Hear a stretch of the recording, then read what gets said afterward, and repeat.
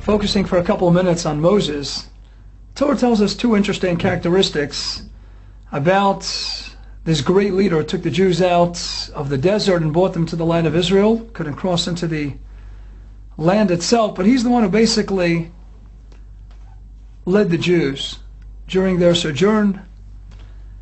He taught the Jews, he instructed them, and the Torah goes out of its way to tell us that on the one hand, Moses was the greatest prophet ever, and there never will exist a prophet that will parallel the lofty plateau that Moses had attained. And at the same time, it also lets us know that Moses was the most humble, modest person that ever graced this planet.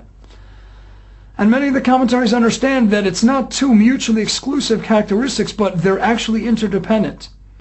Precisely because Moses was the greatest prophet ever, and he had the greatest recognition of God's being, what God is all about, the person who has the greatest awareness of the greatness and magnificence of the Supreme Being, of God, is by definition going to be the most humble person that ever graced this planet.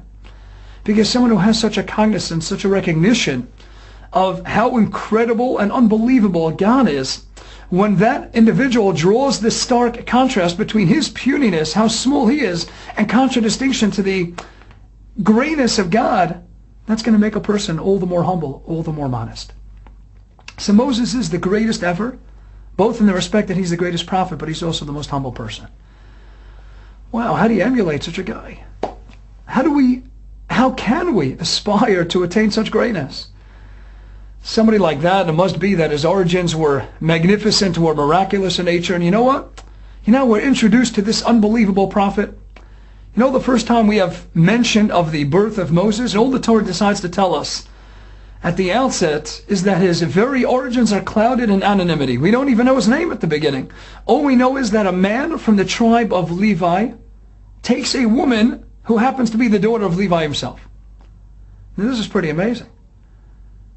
Why not tell me that his father was Amram, who happened to have been the greatest Torah leader and the Torah giant in his generation? And why not tell me that his mother's name was Yocheved, who we all know as the renowned daughter of Levi himself? Because you know what's important? What's important is that the one who was ultimately going to be the greatest prophet ever, none of this miraculous birth, Virgin Mary nonsense. No, it's not about that.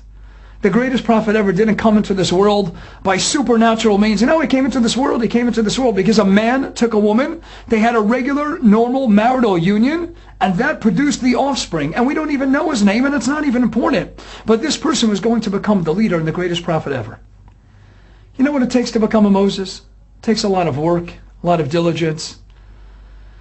It takes a lot, but it's not completely out of reach.